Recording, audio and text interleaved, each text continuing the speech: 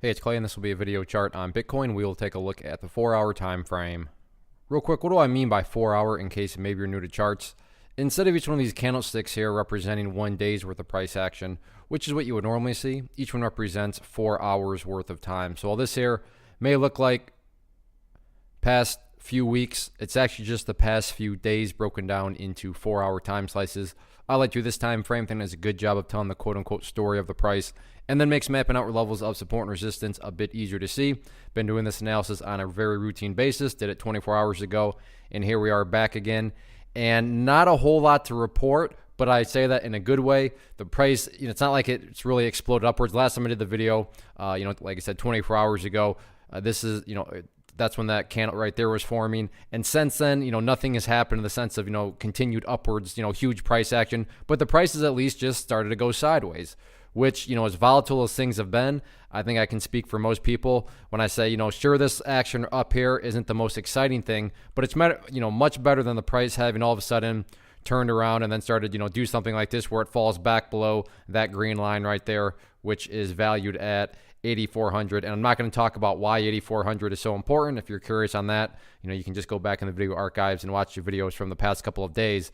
But just going forward, if you do trust me, then just 8,400 from a technical chart perspective is a very important area of support.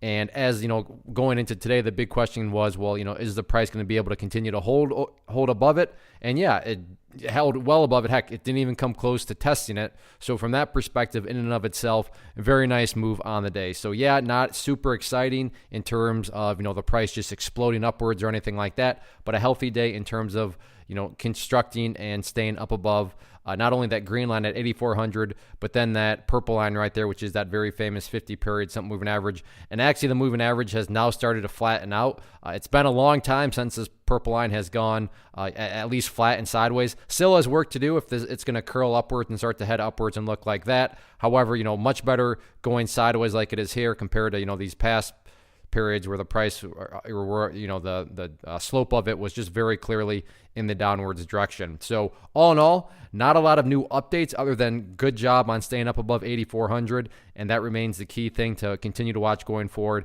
making sure it stays above that green line because that green line is representing progress, and that's what you want to see if this move is going to ultimately turn around. You want to see continued progress forward, and that first quote-unquote step of progress is at 8,400. One of the biggest questions that I get is, hey Clay, how do you find the stocks that you trade? So what I've done is put together a free resource guide where I talk about the tools that I use to locate stocks that I find interesting and think may have potential. So if that sounds like something that could add value to you as a trader, then click on the image that is up on the screen right now and I will email you the guide. The guide itself is very short and to the point, and best part, it's completely free. Thanks for watching the video. Let me know if you have any questions.